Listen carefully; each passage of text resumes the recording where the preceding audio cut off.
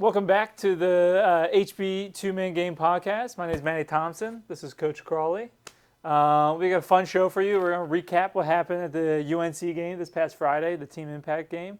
Then we have two games in the next 3 days, kind of next weekend, or this upcoming weekend with Ohio State and Robert Morris.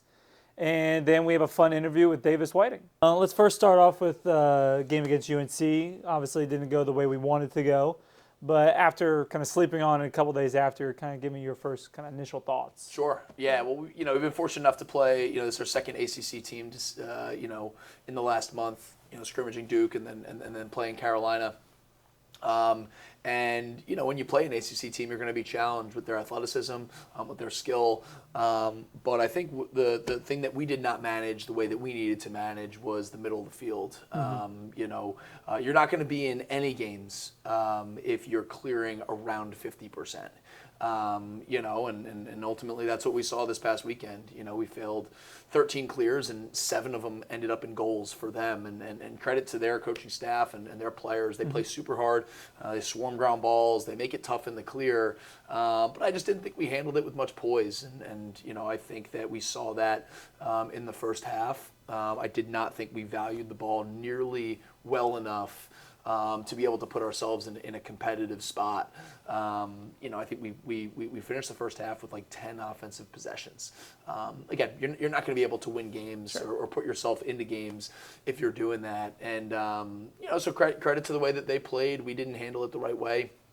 I was proud of how we came back in the second half. Sure. I thought that we showed some fight there. I thought we were more physical just across the board on ground balls and defensively, and then in the ride. I thought we were just more physical, which I was proud of from our team. We did not allow that first half to just put us to bed, which I thought was a good step. Yeah. But overall, we play these non-conference games.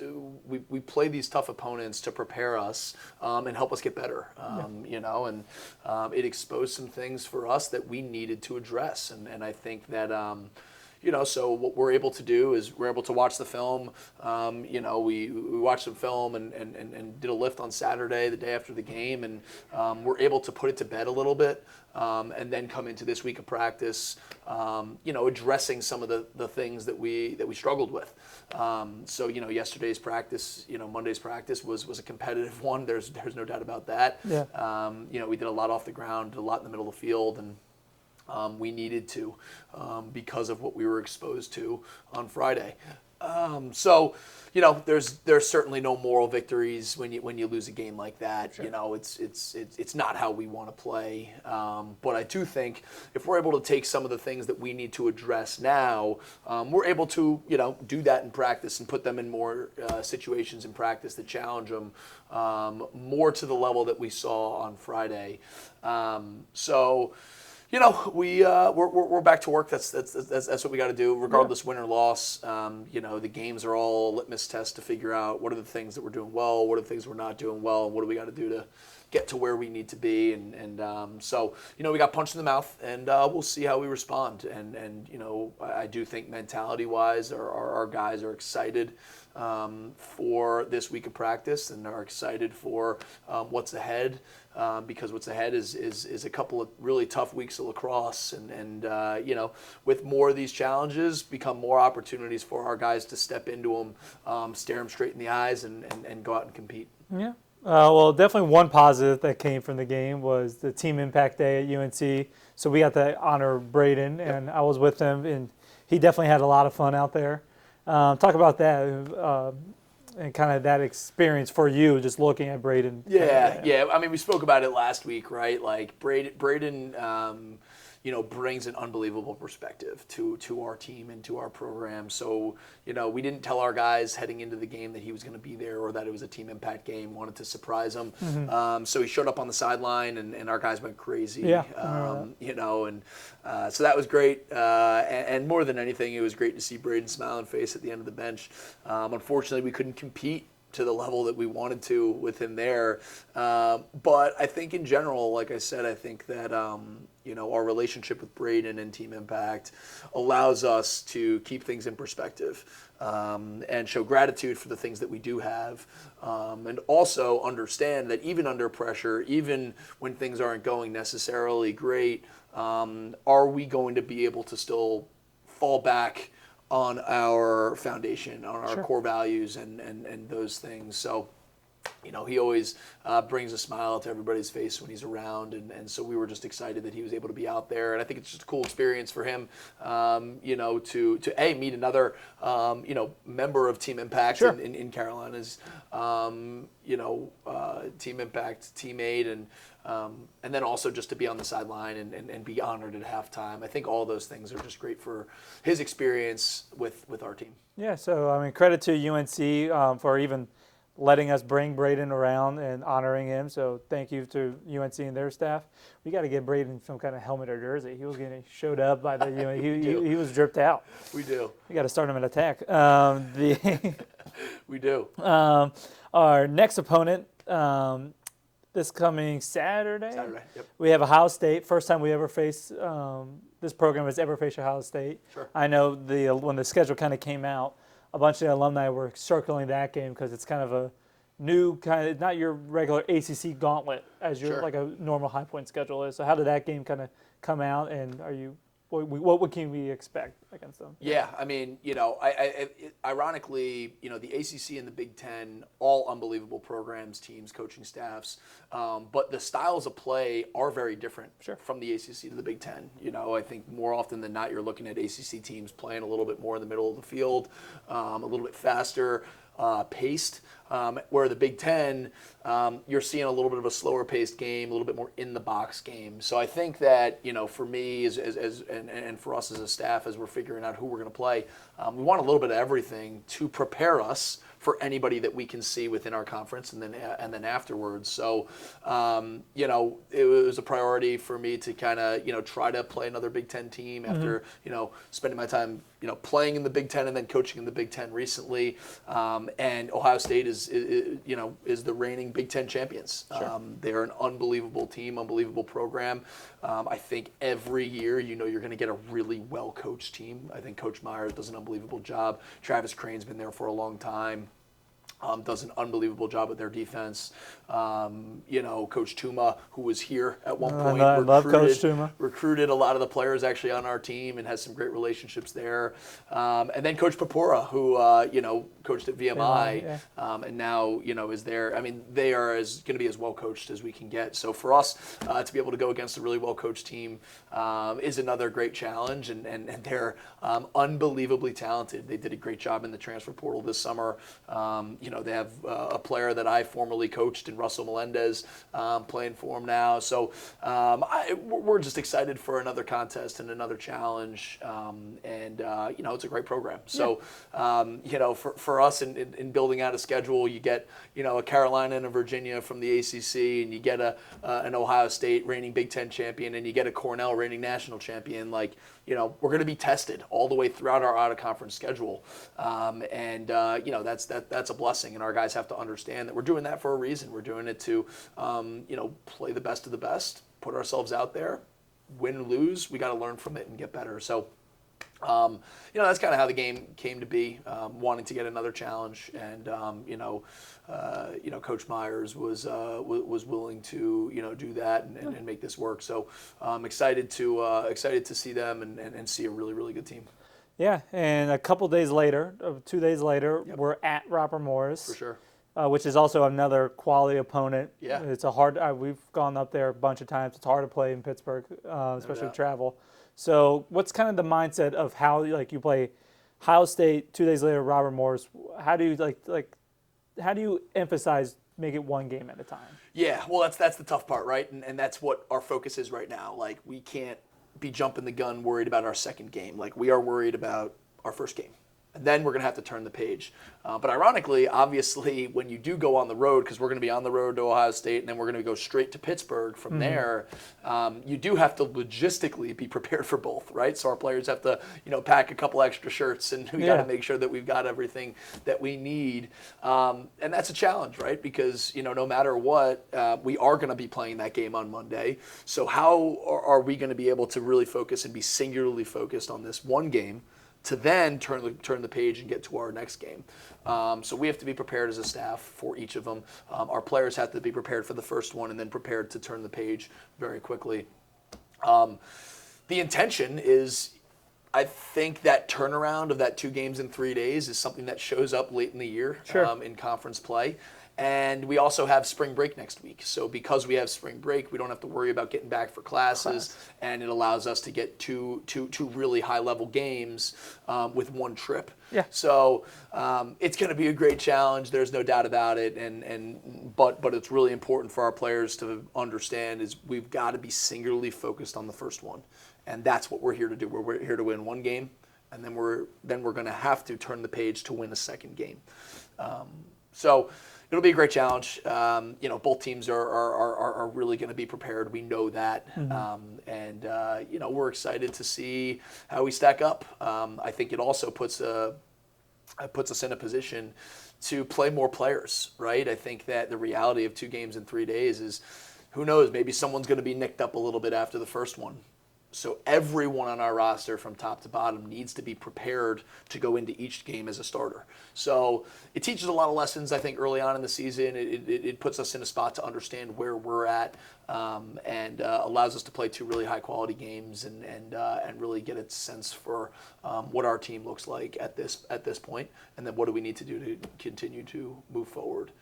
But these next 2 weeks are going to be challenges, right? Because we go after Robert Morris, we're headed down to play Jacksonville at a neutral site, who is an unbelievable team program, hot etc. right now. They play physical, they're tough, they're very well coached, and then we play Virginia at home on Tuesday.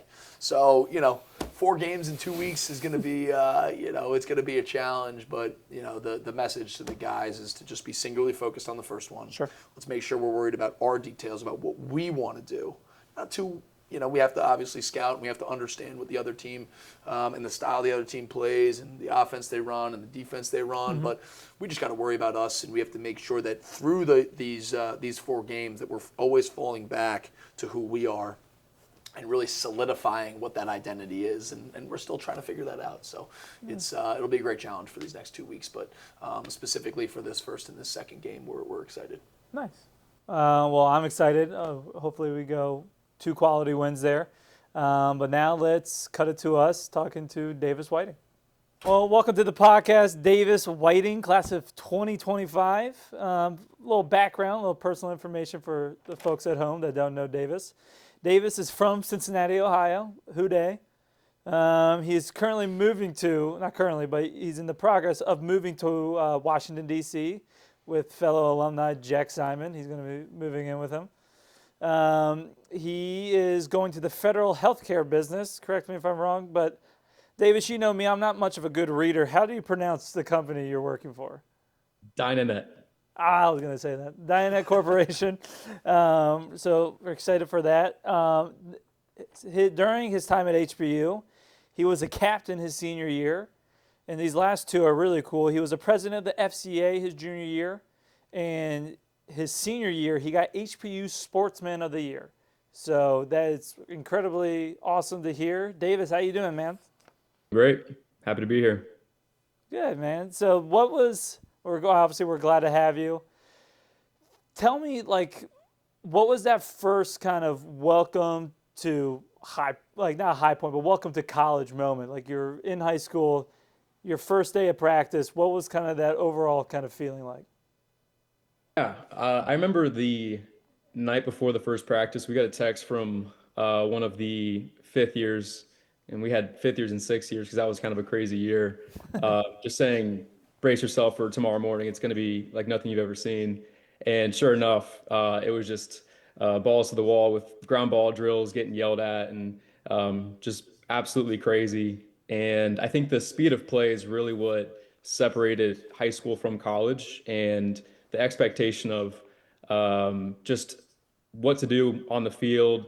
And then, so I think that's the first thing. And then the second one was, I remember it was one of the first few practices. There was a fight that broke out in front of me, and I thought, like, oh my gosh, there's a fight. I have to stop this. And then, so I got in between the two guys. I won't say who they were because one of them turned around and he said, if you ever do that again, like, you're going to be next. And then, so from then on, I had to start a few fights myself just to kind of get the groove of things. Well, that's awesome, man. So, like, what was obviously this next question, but you would say that was pretty good advice on your first couple of days of practice. But what has been like the best advice you got from an upperclassman when you were an underclassman? Yeah, I would say um, give everything you have. Uh, and there's, especially when you're an underclassman, the expectation is extremely low with performance. You're expected to come in and make mistakes, but if you are going half effort because you're afraid of making mistakes, then you're not going to improve. And this program is essentially structured around building up players and forming them into the product that will eventually go onto the field. And if it takes time for you to become a good player, that's okay, but buy into the process. Because a lot of guys come in with ego, and ego is, I think, one of the main killers with performing on a team. And it's a game of tug of war that you eventually have to lose in order to bring value. And so I would say for any young guy, just take confidence in the fact that you're expected to mess up, but you're also expected to go 100% as you're doing it. Yeah, no doubt. I mean, that's probably, I think anyone can kind of gain value from sort of leadership like that. Well, a lot of cool stuff off the field coming from you with I mean, before I was a star-studded manager, I was part of the FCA lacrosse team. And that was when I was, I mean, peak athleticism in 8th grade. But a lot of, I didn't realize in college that they have an FCA stuff here. So kind of tell me about your involvement with FCA on campus. Yeah, so it's a longer story we can get into, but Yeah. before college, I really found my faith through some injuries that reoccurred in college with my knee, and found grounding in my identity as something bigger than just an athlete. And coming to campus, I heard through Brendan Pierpont that FCA was a thing, and so him and I went to FCA, and I just loved it from the first meeting I ever went to. And I don't recall if he ever came back after I went with him, but I was his it roommate. was I a know good for a handoff. fact he didn't go too much after. Yeah, but it was great, and the people there at FCA are still some of my best friends to this day. So it was a really good outlet for me to just develop my leadership and just other extracurriculars outside the team. Now, Dave, you mentioned the injuries and kind of your journey into your faith. Tell us about your journey through here, because obviously your career was a unique one, Mhm. right? Playing to then not playing because of injury. Tell us just about, like, obviously, you spoke earlier about that first practice, but talk a little bit more about just your total journey, on the field, off the field, etc. Yeah. I mean, for that, I'll back up a little bit. My senior year in high school was the first time I'd ever gotten a pretty big injury, which was a cartilage loss. And at the time, I didn't know what was going on. And just to give you guys some perspective, I have what's called patella alta, which means like this is my knee, and your kneecap should be right here, and mine is raised higher. So it's just out of just from birth, anatomically, it was just out of position. And I didn't realize that until my senior year. And I went through this injury process that took about 15 months in high school. And, a lot of athletes go through this process of either graduating and retiring or getting into an injury, and their sense of identity, it's completely shaken because it's like you are a performer. That's what you're known as, and that's what you drive value from. And then you're kind of scrambling to figure out who am I besides just an athlete. And for me, in those 15 months back in late high school, I had to really figure out other ways that I could, figure out who I was. And for me, it was both faith and also reading. I took up books at that point and really began the process of figuring out what are the values that I want to stand by, and things like honesty, integrity, trying to just add value to situations. Because I can't play lacrosse, I can't do the things I really want to do, but at the very least, I could at least look around my environment and see how I can help out people. And it's not like it sounds great, but like in the moment, it kind of sucks. It's like it's not that fun to be the person who's like picking up trash or just stuff like that. But going into college, that was my mindset of like, no matter what happens with lacrosse, I'm gonna figure out a way to add value. And getting into High Point for 2 years, things were going really well. Felt like I was putting in a lot of extra work and making progress with lacrosse. But my junior year is when I had my second big surgery and injury, which we were in a ground ball drill, and I went in for the ground ball and had a collision and had a grade 4 cartilage loss, which means that there's bone on bone contact. And I walked over to Cam, our old trainer, and I just like shook my head. I said, something's really messed up. And I looked down, and like my knee was the size of a softball. So there's clearly something pretty major that Something bad happened. happened. And then we went into the get an MRI, and in the conversation with the doctor, I was asking him what was the expected timeline to come back on the field, and he said, scrap that. You're gonna want to consider playing with your kids and your grandkids at this point. So that was definitely a strange moment to then realize that no longer am I going to be playing lacrosse. Even more, like no longer am I going to be like running around. Like this is my new mode of being.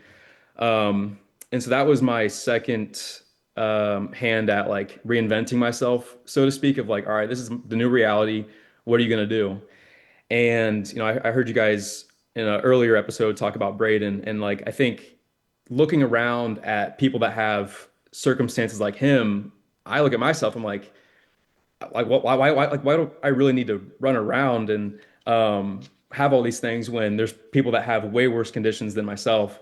And it's that sort of perspective, I think, that gave me some humility and the ability to just like look at the team that I was blessed to be within and just say, no matter what, I'm just going to finish my own race with this whole thing and add value as I can. And I was very blessed to have teammates that saw value in that, because I know that's not always the case. And of course, senior year came around, and I remember talking to you, Coach, and just discussing the fact that I won't be playing anymore, but you wanted me to be in a leadership position. And so I give credit to both you and the rest of the guys for seeing me as someone that could provide value for the team. And then, yeah, from then on, it was just about seeing where I was needed the most and trying to add value. Yeah, well, let's talk about that a little bit, because obviously the hope is never for anybody to be, when they're recruited to a Division I team, or really just to play sports in general, the goal is never to get injured, and you always want to finish out your career. Unfortunately, yours was cut short. Talk about like what were the day-to-day things that you did to bring value, because I think your perspective is really unique in the fact that not only did you create value, but you created enough value to be voted a captain. And you were voted a captain as somebody who was never going to be practicing. The only thing that you were really able to do physically was lift. And obviously that became a big part of your day-to-day and something that you really pushed guys on. But talk a little bit about when you got that news, when you understood that you couldn't play anymore and you come into your senior year, what were the day-to-day things that you were able to do to make that impact? Yeah, when you're on a team where you have so many star-studded guys, everyone was the best coming out of high school.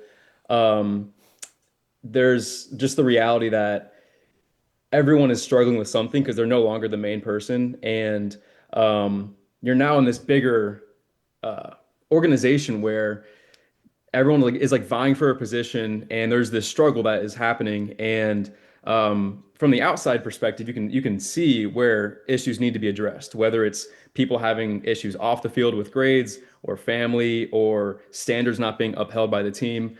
And when you're in that fight with your brothers on the team, you're not addressing those things as quickly because your focus is about your performance primarily. And so for me, after getting injured, I was able to take a step back and really see things with a black and white view and identify, okay, this guy is having some issues. I'm going to go talk to him. And so there were moments throughout my senior year where I would just pull guys out for lunch and talk about life and just be like, how's your home life? How's school?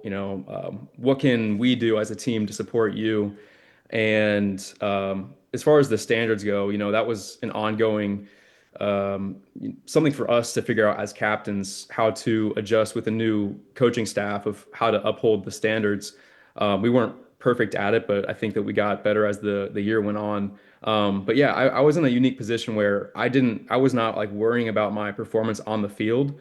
And I had a really clear view of where there were some deficiencies. And I think probably because of stepping into some guys' um, lives throughout the conversations we had, they just found trust in me. And I think that anyone can do that.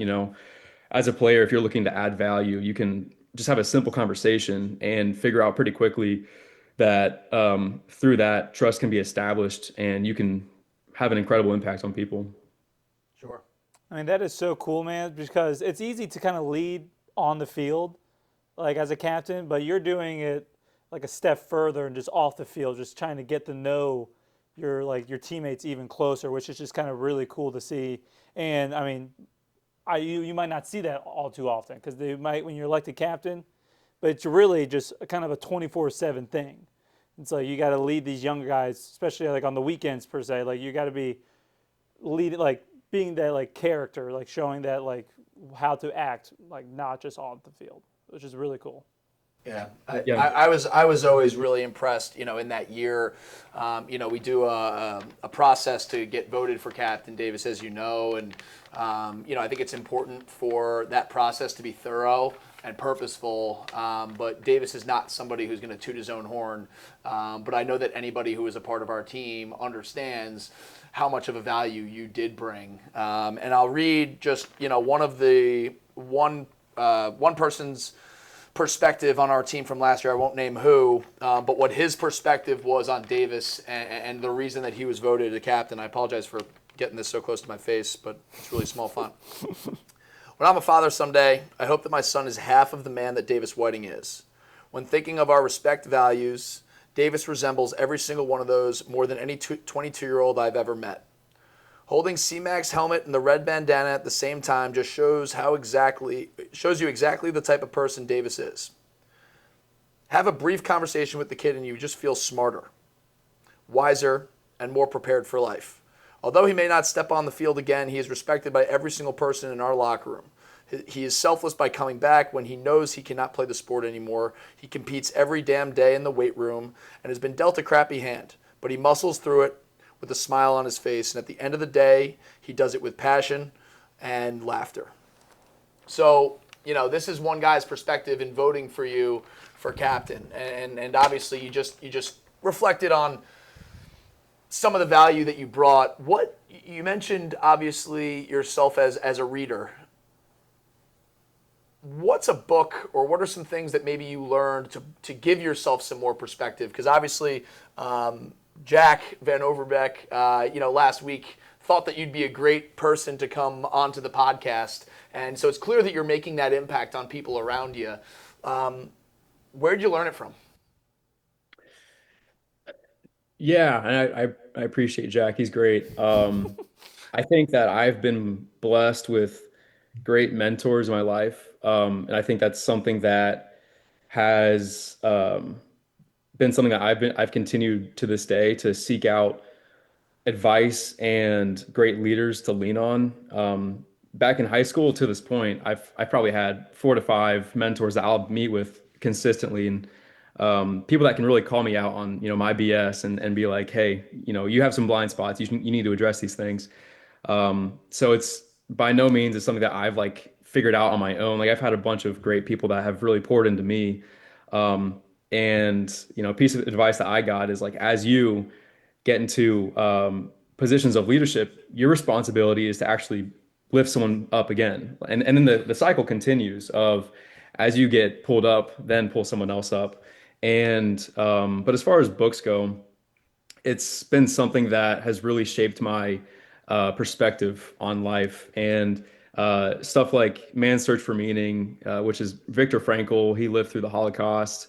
Grit is a great book. Second Mountain, it's a book about the first mountain being your chase after status, reputation, all these things. And the second mountain is you realize those things are fleeting. And what really lasts is who you are as, in our case, who you are as a man. And at a young age, you don't think about these things, but uh,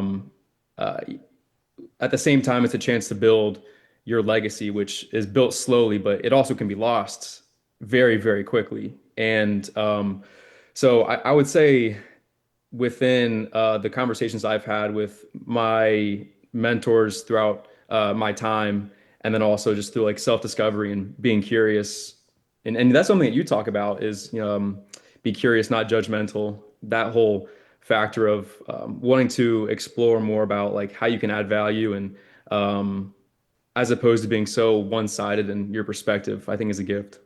Sure.